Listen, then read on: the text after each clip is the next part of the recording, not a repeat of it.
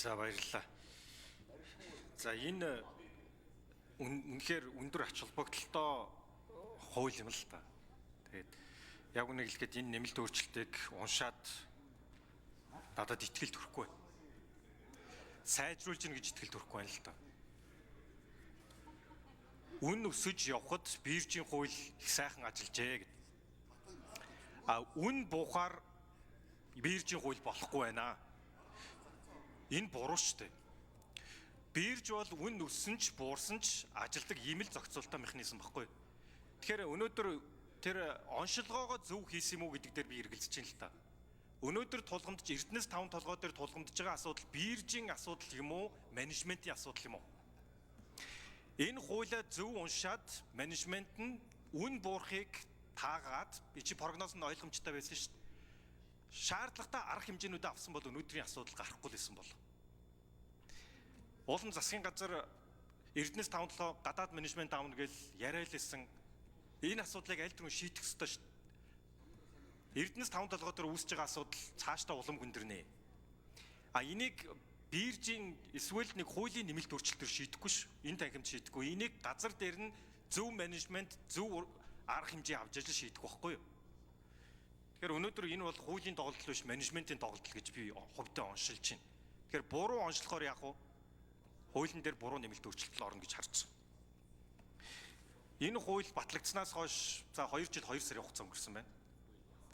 Нийтдээ 16.9 их найт төгрөгийн арилжаа хийгдсэн байна. Энэ бол Монгол улсын 2025 онд баталсан төсвийн 50%-тай дүүцэх хэмжээний мөнгө шүү. Хэрвээ энэ хууль батлагдаагүй байсан бол энэ 17 их найт төгрөгийн арилжаа тэр компаниудын захирлын томилсон нэг үнэ шалгаруулах комиссийн 4 хүний шийдлэр л явах байсан байхгүй. Гол үнц нь энэ дээр байсан. Энэ 2 жил 2 хасын хугацаанд 17 их найт төгрөгийн арилжаа хийгдэхдээ тэр анх бирж дээр зарласан үн зарагдсан үн хоёрын хоорондын нийт зөрүү 1.3 их найт төгрөг. Нийт арилжааны дүнгийн 7.7%. Тэгэхээр энэ бол ингээд Монгол улсад маш зөв байсан нь энэ статистик нь өөрөө яриад өгч байгаа. За тэгэхээр энэ нэмэлт өөрчлөлтөөр хоёр үндсэн амин сүнсийг нь хүндсэн асуудал орж ирээд байна л да. Биржээр нэгэнт ил тод арилжаалагдсан бол тэр гэрээний үнд өөрчлөлт оруулна гэдэг нь өөрөө олон улсын хэмжээнд ч гэсэн энэ чинь байж боломгүй асуудал шүү дээ. Нэгэнт арилжаалагдсан. Эрдэнэс 5 толгой дээр чанарын асуудал анх нүүрс гаргаж ирсэн цагаас хойш яригдсан юм аа. Энэ цоошин асуудал биш. Тэгэхээр энэ чанарын асуудлаас болж гэрээний үнд арилжаалагдаад тохирсон үн дээр өөрчлөлт оруулна гэдэг бол өөрөө маш их асуудлыг дагуулна, маш их маргааныг дагуулна. Баахан компаниуд Эрдэнэс 5 толгойг одоо шүүхдэг. За тэгээд үнэ буулгана гэдэг. Тэгэхээр энэ бол өөрөө том эрсдэл нэгдүгээр гаргач. За хоёрдугаарт энэ хуулийн 16-гийн 5 14-ийн 1 дээр буцаад нөгөө хил нөхцөл гэсэн энэ хуулиар гол оруулж ирсэн зүйлийг буцаад та тээвэртэй тээвэргүй сонголттой эсвэл байршлыг нь засгийн газар өөрөө тогтооно гэж. Энэ юу гэсэн үг вэ гэхээр бидний тэмцээдсэн буцаад нөгөө ам нөхцөл эргээд орно гэсэн үг байхгүй. Тэгэхээр би танаас хоёр маш энгийн асуулт асууя. Нэгдүгээрт нийт энэ хууль батлагдсанараа нийт гэрээний хэдэн хувийн та өөрчлөгдөн гэж бодож байна. Чанараас болоод. Хоёрдугаарт нийт энэ хууль батлагдаад цаашаага арилжаа явахад нийт нүүрсний хэдэн хувийн ам нөхцлөөр дуудагдана гэж бодож байна та. Тооцоол хийсэн байлгүй. За тэгээд Цэвэр Лоржийн Товон сайд хариулт өгье. За Батнарам тгшөөний асуултанд хариулъя. За бирж дээр бол яг үнэндээ бол дуудлага худалдаа яваад байгаа. Сонгодог биржийн гэрээ арилждаг зарчмаар бирж маань өнөөдөр ажиллахгүй байгаа. Энийг шалгах хэлэх ёстой. Тэгэхээр энэ зарчим руу орохыг бол олон гишүүд хэлсэн. Энэ рүүгээ бид нар бэлтгэл хангаж байгаа гэдгийг хэлье. За биржээр одоо борлуулсан нүүрсний үнэн дээр өгсөж явах үед дээр бол нөгөө индексжүүлээгүй энэ одоо нэг хатуу зарагдсан үнээр өгсөж явах үед бол ямар нэг хил ам гарахгүй. Үн унаад ирэх үед тэр одоо авсан компаниуд нь энэ чинь нэлээд бага үнийн уналт биш нэлээд өндөр үнийн уналт ороод ирчихэр авсан компаниуд нь цаашаага нүүрсээ одоо борлуулж зарж чадахгүй маш их хэмжээний алдагдал хүлээх юм бодит нөхцөл байгаад байгаа. За тэгэхээр энэ дээр нүүрсний үнийг өгсөх үед нь өксөөж индексжүүлдэг, буур үед нь бууруулж индексжүүлдэг асуудлыг энэ хуулинд тусгаж өгч байгаа. За чанартай холбоотой асуудал дээр би түрүү сайн зөрг гишүүний асуултанд хариулахдаа хэлсэн энийг ажлын хэсэг дээр эргэж хэлц хэсгээ шийдсэний дараа ярья гэж. За Эрдэнэс 5-7 гадны менежментийн баг авч ажиллуулах шийдвэр засгийн газар дээр явсан энэ дээр бас одоо ажлууд урагшаа явж байгаа гэдгийг хэлье. За тэгээд индексчилж өгөхөөгүйгээс болоод биржийн одоо арилжаанд одоо худалдаа авахч оролцохгүй байгаа. Яагаад гэвэл хаа хүртэл унахыг мэдэхгүй тэр авсан үн маргааш нь дахиад индексчгүй унчих учраас ингээд хүн ийм одоо алдагдлалд орчихно гэдэг байдлаар хүлээгээд арилжаанд оролцож өгөхгүй байгаамаа гэдэг хэлээ.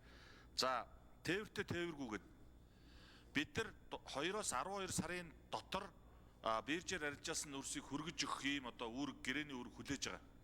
Дунджаар 3-аас 4 сарын дараа энийг даф нөхцлөөр одоо манай Эрдэнэс 5-7 компани маань тэр ганц модон дээр байгаа терминал дээр авчиж буулгаж өгч байгаа.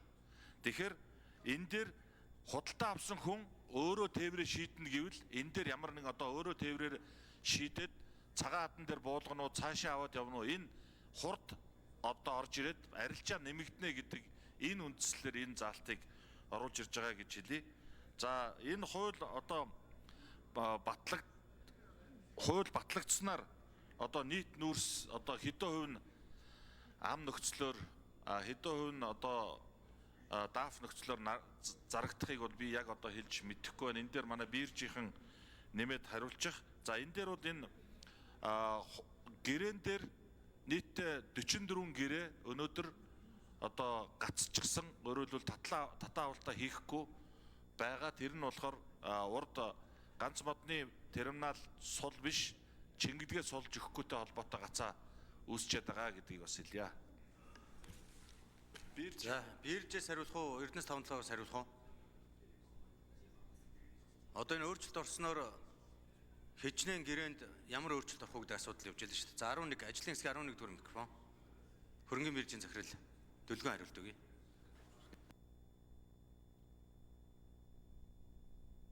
Нэг. За Батнайрамдал гишүүний асуултанд хариулъя. Хөрөнгөний биржийн захирал Дөлгөн байна. За чанартай холбоотой асуудал бол яг харахгүй дараачийн том асуудал гэдэгтээ бол санал нэг байна. Өмнө нь бол энэ үнийн асуудлуудыг бол энэ бирж дээр намайг ажилласаа 1 сард ажил авахд бол асар ихээр бол санал гомдол бол ирсэн. Тэгээд энэ үнэтэй холбоотой олон улсын туршлагуудыг бид нэр судалж байгаа индекс гэдэг ийм хувилбарыг бол гаргаж ирж ирсэн байгаамаа. Одоо дараачийн том гомдол бол энэ чанартай холбоотой. Тэгээд таны хэлж байгаагаар яг харахгүй энэ нүүрсний компаниуд дээр бол тулгамж байгаа асуудлын бол нэг. За нүүрсний компаниуд гэдэг бол би ганц Эрдэнэс 5-7-ыг бол хэлмээргүй байгаа юм. Энэ дотор хувийн хэвшлийн компаниуд орж байгаа, мөн төрийн өмчийн компаниуд орж байгаа. Аль алин дээр нь энэ асуудлууд бол тулгарч байгаа гэдгийг бол энд бол дурдмаар байна. Тэгээд чанар дээр бол бид нэр яагаад энийг оруулж ирж байгаа вэ гэхээр жишээлбэл хүхэр 1%. За гүйцэж хариулъя. 11 дугаар микрофон. За хүхэр 1%-аар өсөхөд тэдэн одоо центээр үн унж байгаа. Хүхэр 1%-аар буурахад тэдэн центээр үн өсдөг гэдэг энэ практис, энэ туршлага бол олон улсын биржүүд дээр арилжаалагдж байгаа гэрээнүүдэд байгаа. Тэгэхээр яг энэ туршлагыг бид нэр одоо олон улсын хамгийн сайн туршлагыг бид нэр хөрөнгөний бирж дээрээ энэ арилжаан дээр оруулж ирснээрээ бид нэр илүү олон худалдан авахчийг орох боломж, итгэл үнэмшлийн бол нэмнэ гэдэг энэ чиглэлээр бол ажиллаа бол явуулж байна. За яг ам нөхцөл хэлийн бомтын үн нөхцөл гэдэг дээр бол бидний зүгээс бол хэлж бол мэдэхгүй байна. Гэхдээ өмнө нь явж исэн энэ туршлагыг бол харахад тээвэр дээр бол тээврээ хэрвээ шууд худалдан авахчид өгнө гэж үзэх юм бол худалдан авахч тал бол түрүүний Наранбаатар гишүүний хэлдгээр бол дийлэнх нь хятад компаниуд байгаа. Хятад компаниуд өөрсдийнхөө хятадын тээврийн компаниудаар эдгээр тээврийг бол хийх. За Отхон ширийн Батнайрамдал гишүүн тодруулж суй. Ийм чухал хуулийн дээр одоо судалгаагүй орж ирнэ, яаралтайгаар орж ирнэ гэдэг нь өөр асуудал л. Ер нь шийдэл олохоос өмнө хамгийн зөв прогноз, зөв онцлогоо хийх ёстой юм л. Тэгэхээр энэ бол онцлогооноос эхлээд алдаатай байна л гэж. Тийм учраас энэ хуулийг миний хувьд бол дэмжих боломжгүй. Харин тэрний оронд менежментийн өөрчлөлтөө хийх ёстой шүү. Менежмент энэ тулгамдж байгаа асуудлыг өөрсдөө олж шийдээд гаргалгааг нь олноо. Эрдэнэс тавталгууд менежментийн цоошин өөрчлөлт хийгээд энэ асуудлыг шийдье гэсэн бол хангалттай ашиг байсан шүү дээ. Ноогдол ашиг болгож тараасны оронд дотоод асуудлаа шийдэхгүй юугаа хийсэн. Хамгийн түрүүнд одоо Монгол улсад цаашдаа нүүрснээс хамааралтай болох нь ойлгомжтой. Тэгэхээр хамгийн түрүүнд Эрдэнэс тавталгаагийн менежментийг олон улсын үнэхээр сайн менежмент яаралтай авч ижил энэ асуудал шийдэгдэн шүү гэдгийг дахин хэллээ.